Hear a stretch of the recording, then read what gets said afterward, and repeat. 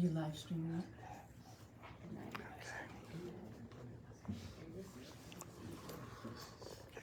You just hold that for 1 second, just like that. Well, hello everybody. Thank you for coming tonight to East End Books Ptown and our summer series at the Provincetown Library. We're really happy to be here in the Mark Jacobs room, and thank Amy Raff again for allowing us to be at the library. We've had a number of really good events here. And speaking of which, just to remind you that we still have a lot of events through the rest of the summer, even though the summer is rapidly coming to a close, and then a whole lot going on in the fall as well. I just remind people to look at the event page on our website to see where this is, because while the beautiful public park is being built behind our store, we're not doing events there, of course, right now. So we're all over town. We have our partners here at the Fine Arts Work Center, at 20 Summers, Schoolhouse Gallery, at WOMR. So really grateful for everybody helping us this summer, and also at Provincetown Art Society. But just check to see where the event is. As always, if you're watching the live stream at any point during this event and want to get a signed copy of the book, as long as you, I'd say, buy that book 15 minutes or so before the event ends, I'll be checking our Gmail because we get an immediate notice, and we can get a personalized copy for you if you want. Otherwise, we'll have regular signed copies in the store here, and we have them in our Boston store as well for you. Further events, future events, take a look at our website. Events that are almost sold out, August 23rd at the Fine Arts Work Center. We have Michael Cunningham in conversation with Ben Shattuck. There will be a reception to that event as well. So if you want to come, I would just get on there and RSVP so you can get a ticket to that event. That's going to be, I think, a very lovely event. There'll be an actress we all love in the audience as well. Not on the podium, but in the audience. So it'll be a fun time. And then, let's see if the other thing, something that's crucial I mentioned, probably forget. Do that. Oh, yes, of course, we're getting close.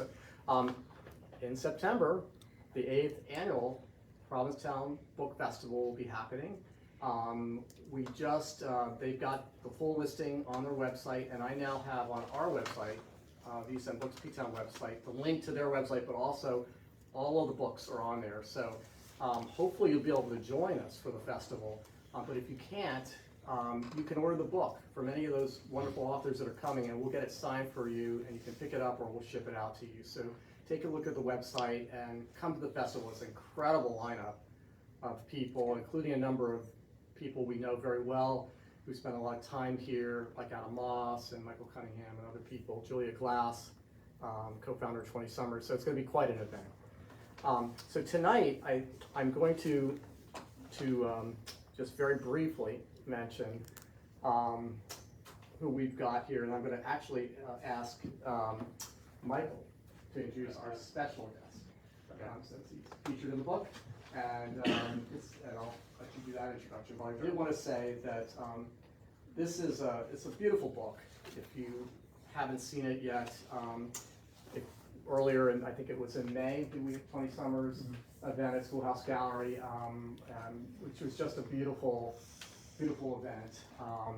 And the book, kind of brief description of the book is, it's a chance meeting with a stranger on the side of the road, and artist Michael Joseph spent a decade-long journey photographing and documenting an American subculture called travelers, and they are the most contemporary of nonconformists, having evolved from the 1930s Dust Bowls, 50s Kerouac Beatnik, and 90s East Village Squatter.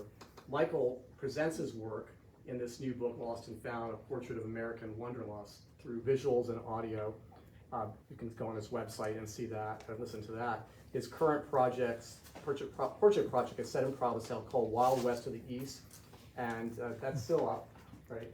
Okay, or is it up? Still up? Yeah, it's installed. Okay. Part of it. Part of it. Until it finds its way off the building, and it'll stay there. So. And that is right next to Marine Specialties. Yeah. On the side there. It's beautiful. And so Michael is a well-known street portrait and documentary photographer who's raised just outside of New York City. His inspirations are drawn from interactions with strangers on city streets, and he aims to afford his audience the same experience through his photographs. We have a very extensive bio on our website, and you're going to hear a lot about his background now, so I'm not going to say many more about that. And you know, I could spend a whole evening talking about Brian Raffinelli and all that he's done and does for so many people. Not only does he have an exquisite sense of style, if you saw it's been a few years now since the last book was out, that beautiful book that kind of 2019 looks at his world, and of course we see his world, you know, every day here in Provincetown, and of course he does so many things, not just events for charities and celebrities and others, but you know, he's been for many, many years instrumental in helping get great leaders elected. Most recently, the fantastic event for Kamala Harris a few weeks back, right before she became the nominee. So he's somebody that's, you know, I've always been impressed with. And on top of that, one of the nonprofits who owe a huge debt of gratitude to him is the Fine Arts Work Center, which we're happy to be a part of, and he does so much.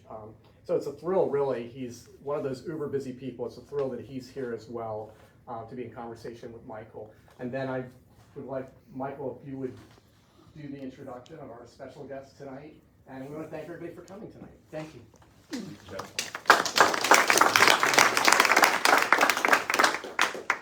this is Ground Sport. Ground Sport is one of the travelers that I photographed for the book. Again, stranger, didn't really know each other. However, as I was getting close to you know, the final portion of the project, we had so many people in common, and this project continues to evolve over a long period of time. Eventually, you start to meet everyone who's within a specific group of people that are traveling all around. So Ground Sport happened to be here in Provincetown, and then we found each other back in New Orleans, where I made the photograph that is included in the book. And he's sitting down right now, but he's very, very, very tall, so I tried to capture that in the photograph. I think I had a separate lens for that, which I generally don't use, but I wanted to capture that, and we can talk about the photograph too at some point.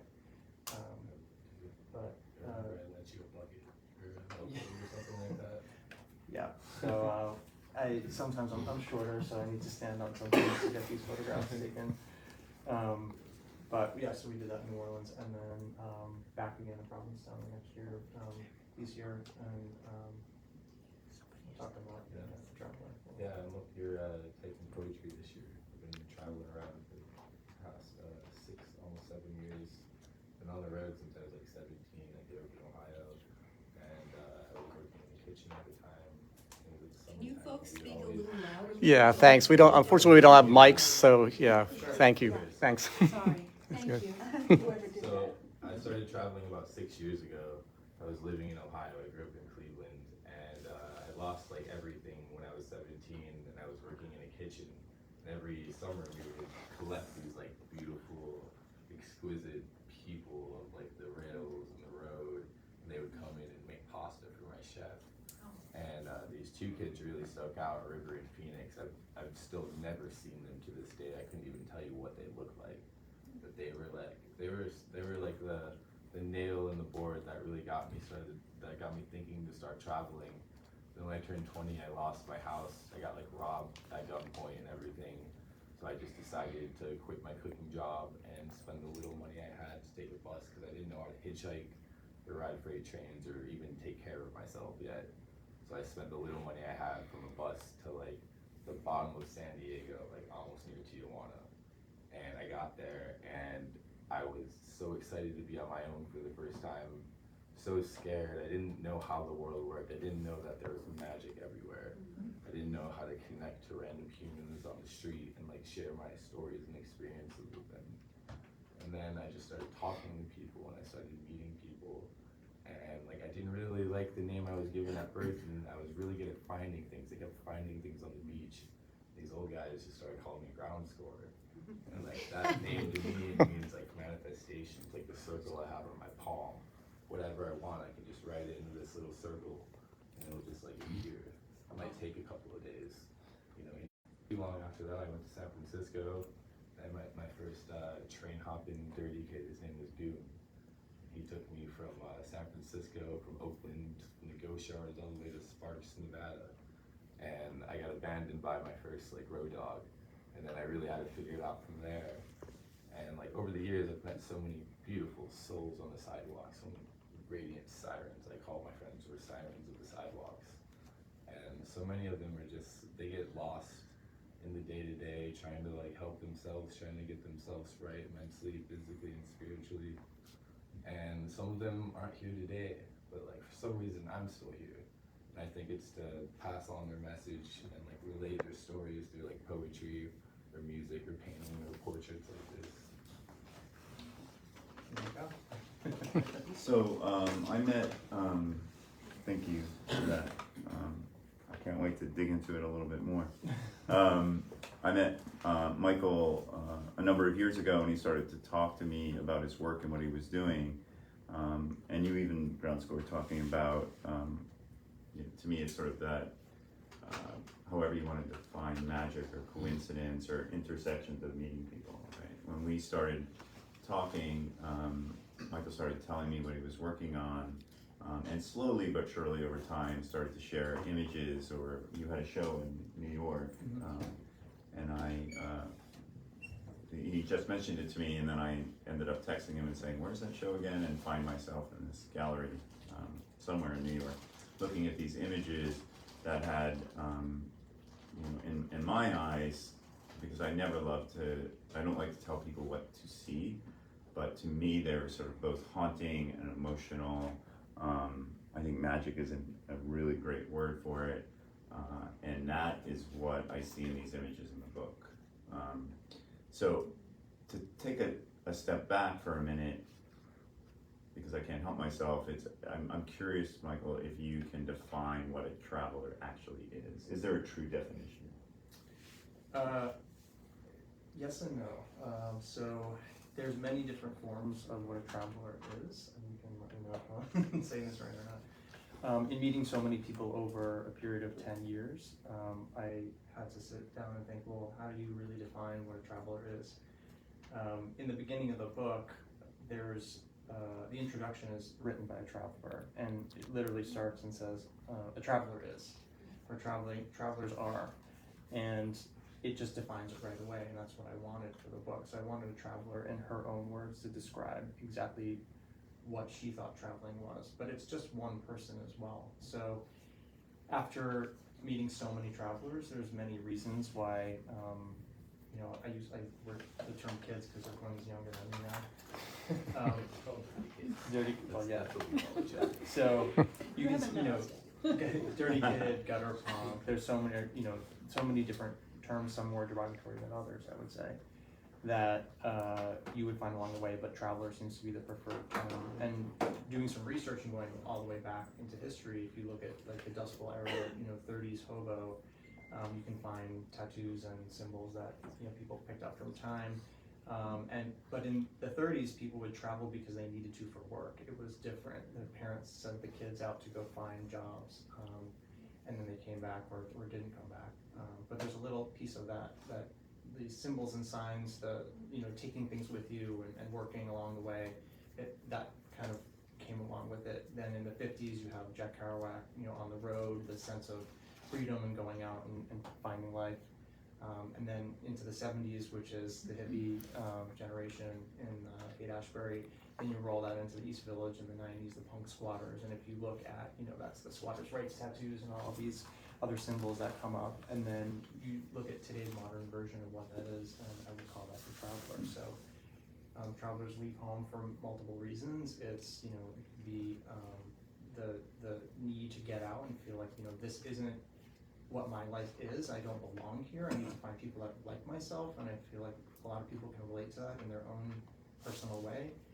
Or maybe there's an abusive family scenario that people need to get out of and find, you know, their own way because they just can't tolerate it anymore. Or some people have, you know, mental health issues or substance abuse issues, you say, yeah.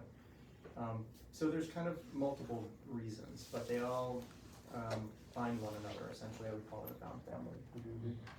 So ground score, because you said it to all of us just now that you were 17. So when I sort of think about all the choices we have as a society at 17, becoming a traveler, like that's where did you suddenly? I spent years laying out my options. I was like a Michelin star chef at this place in Cleveland for a while, and like my chefs were like just about as bad as my parents were to me, but like even worse because I was like a little bit more of an adult at that time. And I started looking at this punk house, and there's like this girl named Margot that would show up, and she would always just tell us about like traveling, and it's just like there's more out there. There's more out there than this. Like you're not meant to stay here. So so the group of travelers you're with, and we can talk a little bit about Provincetown. Is there an end to this in terms of? So are there travelers as old as Michael? What do you? Oh yeah. 50, 60? Oh my God. Like what's the expiration date? Until you die, there's travelers as old as like 80 survive. They're just like losing their minds, but still like somehow getting the timetables right to get on the trains and stuff. Like there's a hobo convention right now in Iowa, and they do the annual Hobo King and Hobo Queen every year. There's some really cool times right there. So when I was a kid, I come from a family of 5. I have 3 brothers, and the number one Halloween costume was to become a hobo as a child. And so as I was sort of reading and doing some research for this conversation, I was thinking a lot about that. Of like, in a way, my parents sort of romanticizing that. Although I think it was just like an easy way to put a costume on us, but it's sort of fascinating to me what that ended up being. So I'm a little curious, Michael, like how did you, how did it happen? Who was the first traveler? How did you get into that world? Sure. Great question.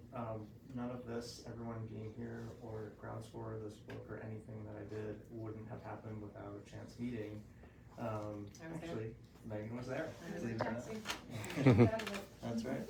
So, exactly, just as ground score was saying, with those connections that you make that are completely random or magic, it's not something that I was really necessarily open to or thought of, but, my friends knew at the time that I was crazy because I was going out and making portraits of people I didn't know. And we were in a cab, actually with Megan. We were in a cab and we were headed to Old Vegas, I think. in Old Vegas. And I said, "There's someone I just want to photograph. I'll meet you there." And I got out of the cab, and there was this guy standing there. He had an anchor tattoo on his face, and I met him. I shook his hand. We made some photographs just right in the plain air, and then I didn't get his name. I didn't know his background. I didn't know much about him. And then in the cab ride back, I was looking at the back of my screen because they're digital. People ask me if they're filmed, if they're not. And I was like, wow, like I don't know who this person is. I don't know how to get in touch with him. And I was negotiating, do I need release forms? Like, how do I get in touch with this person? What's the story? I lost it and I didn't know. And so I kept working on the same project, and I was up in Portland, Maine, and I was showing people, I'm working on this, and there was a guy there who said, oh, I know that person. What? Like, how's that possible? I didn't really believe him, to be honest. And the actual cover here, the end papers, I would call it, that's the cover, is a map. And this is the map that he laid down for me in Portland. And it's all soaking wet, and I put it all on the ground, and I just took a photo of it, and I don't know why. And then all these years later, I said, you know what, that's going to be the end papers for the book. And this was the one in Portland, Maine. And again, I didn't believe him, but he described to me that, oh, that guy's a traveler. He travels around, and this is the railway map, and that's how they get around is by freight train. I was like, oh, that's interesting, fascinating. I didn't know much about it. So I was in New Orleans and doing the same thing. I was just setting out on the street to photograph people, and the light was going down, and I was coming back, to where I was staying, and someone said, hey, you should photograph me. And it was a guy with this girl, and they were sitting down. They had dogs and backpacks, I was like, well, I work with natural light. I don't think I can do that. I'm like, no, you should really, you should photograph me. I was like, okay, well, anytime someone gives you that chance, it's always a good idea. If anything, it's practice for working with someone that you don't know. And he was a traveler at the time, and he put his 2 backpacks, one on top of the other, because he was very tall, like me. And I used a street lamp, and I made a photograph of him, and I showed him the people that I had made photographs of on my phone. He goes, oh, I know that guy. The same guy that I photographed in Las Vegas. I was like, that's insane. Because if you know how I know him, because if he turns his face the other way, you're gonna see an upside down cross on his cheek. And he was absolutely right. So the story continues further along, but cut to the chase. 3 years later, I'm in Chicago. I was with family. I wasn't necessarily supposed to be making photographs. I was just, a trip in and out, and I was on the L. They stopped us so I could board a bus to go to the airport, and as soon as I came down, there were 2 travelers sitting there. And by this time, I had kind of figured out what the subculture was about, because if you're on the street long enough, you start to see travelers everywhere, and you connect the dots. So I looked, and there was a guy sitting there with an anchor tattoo and the upside down cross, and there he was 3 years later. And I couldn't believe it. It was, again, one of those moments where it's like, how is this even happening? And so I walked up to him and I said, hey, is your name, so I found out his name was Knuckles. It's a long story about that as well. But when I asked him, he said, yeah, why? And I said, oh, I photographed you 3 years ago in Las Vegas. And he jumped up and he's like, oh my God, I always wondered what happened to that photograph, or what happened to you? And I was like, well, here I am, this is crazy. And we took a picture together on a different camera that I had, which I was like dumbfounded. And I said, I've been looking for you all this time. This is what someone told me this is what your name was on Facebook. And he said, actually, if you squish all those words together, that's why it's not coming up. I just made it one long word. So in all this time trying to find him, I never did. 3 months later, I was in New York City. I saw some travelers going through Times Square. I poked them on the shoulder and I said, hey, this is what I'm working on. I was kind of developing this project now. And they said, oh, Knuckles is in Union Square. You should go over there right now. So, okay, so I hopped on the NMER. I got out and I was like, hey, what's going on? And it was in June. It was my birthday. It was like 2 days later. And he gave me a big hug. And it was that moment that he said, you should spend the weekend with us. So I sat down in Union Square with about 15 to 20 travelers. And that's when I met many of the people that are in this book. And I made portraits of a lot of people, and they really kind of, I would say that was the point where they welcomed me into making photographs of them. That's kind of where everything really took off. So it seems to me, I think I hear it, but this has to sort of take a lot of trust on both sides, right? Of like, who is this guy? I would say so. Yeah. And so, give me a sense, Ground Score, of like how does that, and maybe not just Michael, but people in general, where does it come together and where does it not? At the end of the day, just it's like an energy exchange. If the energy is right, you can tell. You can tell like the intentions of someone after being out in the street corners for so long. Like sometimes people, everybody wants to know what your story is. Sometimes it gets a little overwhelming in the day-to-day because I look a little strange. I'm very tall, I can't help that. So I cover myself in tattoos and giving myself a cool outfit. And everybody should, hear my story.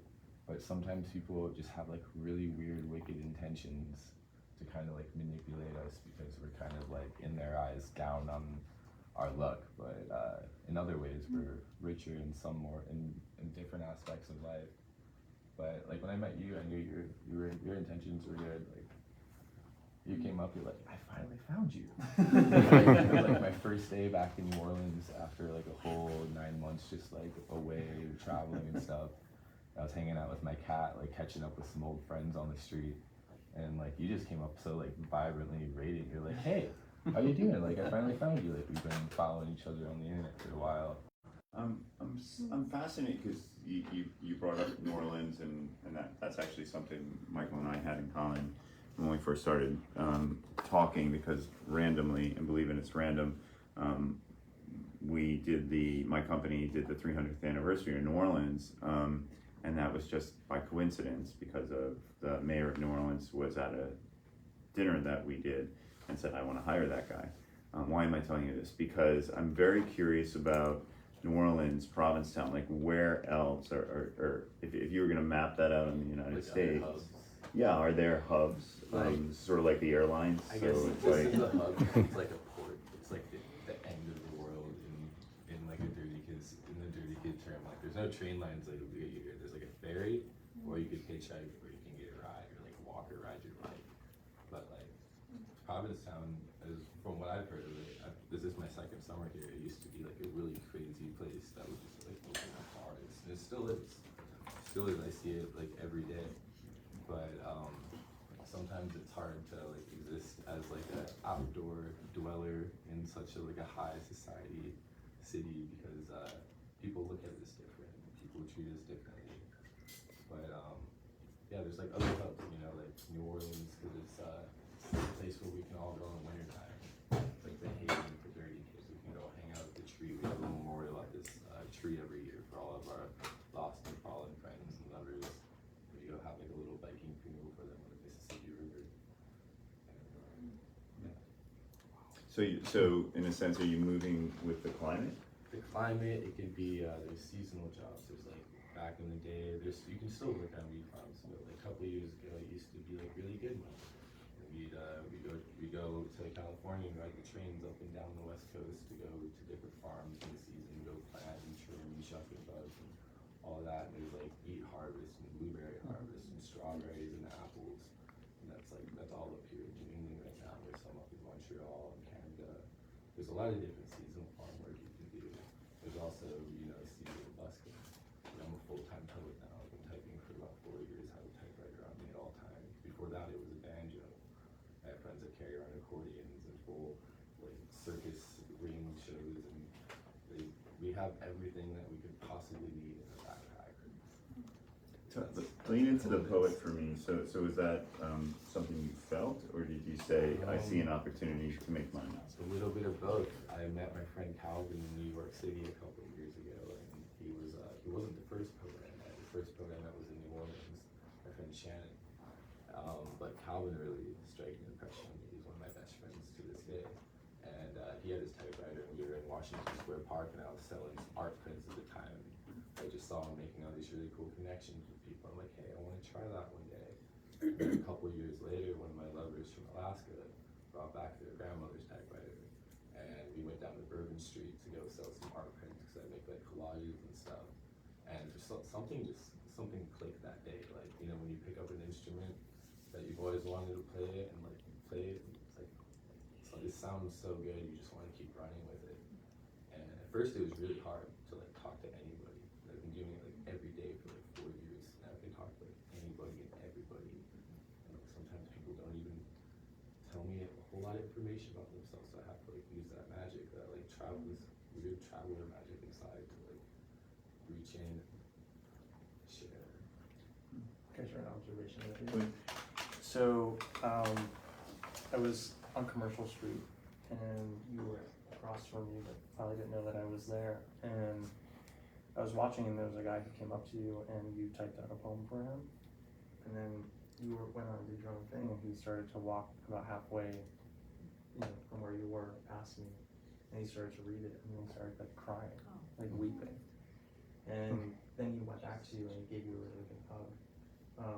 And it was just so real and raw and like moving.